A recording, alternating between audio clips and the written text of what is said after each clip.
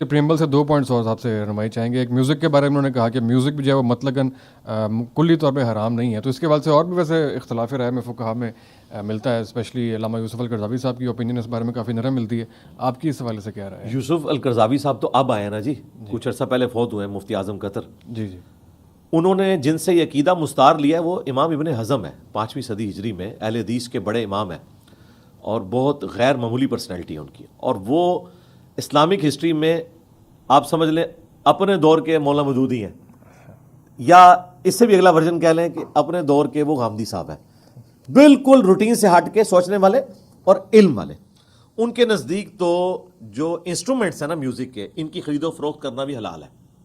ٹھیک ہے, انہی کو کوٹ کیا ہے اسلام میں حلال و حرام. جب کتاب لکھی گئی یوسف القرضاوی کی, اردو میں ترجمہ ہوا ہے, میں نے اس کا تعارف بھی کروایا تھا ایک جگہ. کچھ چیزیں انہوں نے بہت اچھی اس میں ایڈریس کی ہیں, میں اس کے ساتھ ایگری کرتا ہوں, لیکن کچھ چیزیں بہت روٹین سے ہٹ کے ہیں.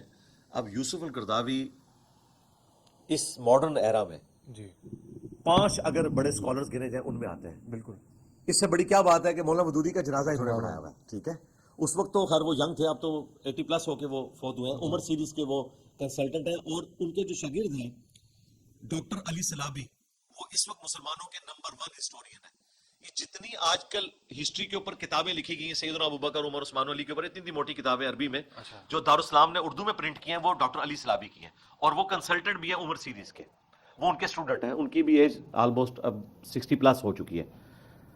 اب آ جائیں اس طرف, تو گانے کے اوپر تو اتفاق ہے کہ جائز ہے, لیکن بند کمروں میں تھا. ہم نے حدیث بیان کی کہ بخاری میں لکھا ہے, اما عائشہ سلام اللہ علیہا کو نبی الاسلام نے کہا کہ عائشہ تو نے گانے والی کیوں نہیں ساتھ بھیجی, انصار کے لوگ گانے کو پسند کرتے ہیں. اب یہ کہہ رہا نہیں جی گانا تو جائز ہے, میوزک حرام ہے. اللہ کے بندو, تم نے تو گانے کو کبھی جائز بتایا نہیں تھا. ڈاکٹر ذاکر نائک نے جرت کی نا, انہوں نے تو اپنے اسٹیٹ سے وہ گانا, وہ ایک عرب سے ہے نشید پڑھنے والے, انہوں نے وہ پڑھا تھا, زوجتی انتی حبیبتی انتی, بیوی کی شان میں ایک گانا, اور وہ ووکل ساؤنڈز کے ساتھ. اس کے اوپر تو سب ایگری کرتے ہیں نا, جو ماؤتھ ساؤنڈز ہیں. ہاں, وہ تو اب اتنی زبردست آ گئی ہیں کہ ہمیں تو میوزک کی ضرورت ہی نہیں ہے. رہا بیک گراؤنڈ میوزک, اگر کسی ڈاکومنٹری کے پیچھے لگایا جاتا ہے, جس طرح عمر سیریز میں لگایا ہے, یا یوسف علیہ السلام پہ جو فلم بنی ہے, وہ تو اس کی روح ہے, آپ سمجھ لیں, اس کے بغیر تو اس کا سارا ٹیسٹ ہی ختم ہو جائے گا. تو میں اس قسم کے جو میوزک ہیں ان کے معاملے میں ڈھیلا موقف رکھتا ہوں. رہا یہ بیہودہ قسم کے گانے, شرکیہ شاعری, لچھے دار گفتگو, مرد و عورت کا اختلاط, تو یہ تو صراحتاً حرام ہے, اس کو ہم جائز نہیں سمجھتے. غامدی صاحب نے اس ماڈرن دور میں میوزک کے حوالے سے نرم رویہ اڈاپٹ کیا, لیکن جب ان سے پوچھا گیا کہ آپ کسی غزل کی محفل میں جا کے بیٹھے, تو انہوں نے کہا یار میں ایک مذہبی پرسنالٹی ہوں, میں نے آپ کو شرعی مسئلہ بتایا, اس طرح کی محفل میں ایک مذہبی بندے کا کام نہیں کہ وہ جائے. ہاں یہاں تو اب یہ اسی طریقے سے ہے کہ اگر کوئی مجھے پوچھے پینٹ شرٹ کے بارے میں, تو میں تو اسے جائز سمجھتا ہوں. اگر آپ کہیں کہ آپ پہنو, تو میں پہنتا نہیں ہوں, ظاہر ہے میرا شروع سے ڈریس ہے. جائز ہونا اور چیز ہے, اور کسی چیز کو اڈاپٹ کرنا اور چیز ہے. بہرحال ان شارٹ یہ ہے کہ میوزک والا جو گانا ہے, مرد و عورت کا اختلاط ہو, گندی شاعری ہو, اور یہ آج کل کے جو ڈسکو قسم کے گانے ہیں, اس سے تو وائڈ کریں. ہاں جنگی ترانے ہوں, ملی نغمے ہوں آئی ایس پی آر کے, تو وہ آپ گنگنا لیں. کیوں گناہ گار کہہ رہے ہیں مطلب؟ وہ آپ گنگنا لیں. تم سارے گناہ گار. دیکھیں اگر ہم یعنی پاکستان سے محبت رکھتے ہیں, دیکھیں میں نے آج وہ 23 مارچ کی وجہ سے جھنڈا لگایا ہوا ہے, یہ میں نے آئی ایس پی آر کی وجہ سے نہیں لگوایا ہوا. میرا تو عقیدہ ہے کہ پاکستان ایک پولیٹیکل لیڈر کی محنت سے, بلکہ 2 لیڈرز, ایک گاندھی صاحب اور دوسرے جناح صاحب, سب کانٹیننٹ کو آزادی ملی ہے. یہ کسی جرنیل نے ہمیں جتوایا نہیں ملک, ہم نے ایک پولیٹیکل سٹرگل کے بعد ون کیا ہے. ہم نے 23 مارچ کو 14 اگست کو فوج کی نشانی بنا دی ہے. فوجی بیچارے اکیلے وہ پریڈیں کرتے ہیں اور ہم ٹی وی پہ دیکھتے ہیں. حالانکہ ہر پاکستانی کو یہ دن منانا چاہیے, فوج پہ صرف نہیں ڈال دینا چاہیے. ٹھیک ہے, وہ ان کی جو ایک morale بلند کرنے کے لیے سب کچھ کیا جاتا ہے وہ اپنی جگہ ہے, لیکن بالکل اس کو فوجی دن بنا کے پیش کرنا, اس میں پولیٹیکل گورنمنٹس کا بھی قصور ہے اور عوام الناس کا بھی قصور ہے, سیدھی سی بات ہے. تو آپ آئی ایس پی آر کے بھی گانے سنیں, اچھی بات ہے. میں تو بڑے شوق سے وہ جب یہ انہوں نے میں ایسی قوم سے ہوں, जी जी। हाँ, मुझे तो बड़ा पसंद है, कभी कभार मैं लगा के सुनता भी हूँ। अच्छा, उसके अलावा क्या क्या सुन लेते हैं कभी कभार लगा के? हल्की फुल्की गजल कवाली सुन लेते हैं? नहीं, कवाली तो नहीं, मैं नात सुन लेता हूँ। मुझे नात अवैस रज़ा कादरी की आवाज़ बहुत पसंद है, मैं उनको शौक से सुनता हूँ। मेरा ख्याल है उन जैसी आवाज़ किसी की नहीं है, जुनैद जमशेद साहब रहिमहुल्लाह ताला।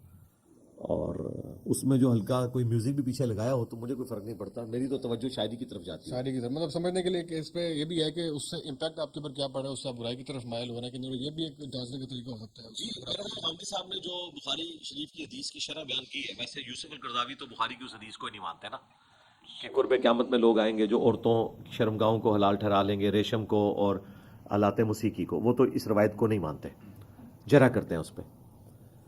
और इब्न हज़म भी जरा करते हैं, हैरान कुन बात, वो इस रवायत को नहीं मानते।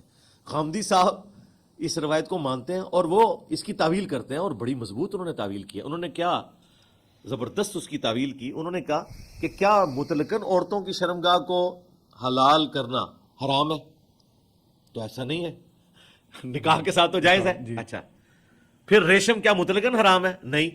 सही मुस्लिम में हदीस है, नबी इस्लाम ने 4 उंगली की चौड़ाई तक रेशम की इजाज़त दी है, बल्कि मुस्लिम शरीफ में तो मौजूद है, नबी इस्लाम के अपने कुर्ते के ऊपर रेशम की गोट लगी हुई थी, जो काला आपका कुर्ता था, जो हमारी माँ सईदा आयशा सलामुल्लाहि अलैहा के पास था, और उनसे अस्मा बिनते अबी बकर ने लिया, उनकी बड़ी बहन ने, और उसका धोवन मरीजों को शिफा के तौर पर पिलाया करते थे। ये सही मुस्लिम में हदीस है। तो उसमें रेशम लगी हुई थी, तो उन्होंने कहा बस इसी को एक्स्ट्रापोलेट करें कि म्यूजिक भी जो बेहूदगी पे मबनी है उसके ऊपर शरीफ फतवा लगेगा। दूसरा जो आम म्यूजिक है, अब देखें कई म्यूजिक तो इन्होंने एक्सेप्ट भी कर लिया है, मोबाइल टोन, कौमी तराना, ये सारी चीजें ना, ये मैं कोई म्यूजिक के फजाइल नहीं सुना रहा, मैं ये बताना चाह रहा हूं कि इसके बारे में जितने हार्डलाइनर हमारे उलमा हुए हैं ना, इतना बड़ा मसला नहीं था, और हमारे उलमा के इखलास पे हमें शक है।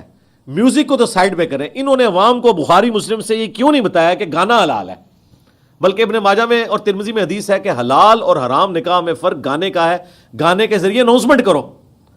इन्होंने तो गाने को भी हराम ही बताया ना, या मुजरमाना खामोशी रखी। अब हम इन पर कैसे एतमाद करें जब ये इंस्ट्रूमेंट म्यूजिक के हराम कहेंगे? हम कहेंगे आपने तो बुखारी मुस्लिम की गाने वाली हदीसें भी छुपा के रखी थी।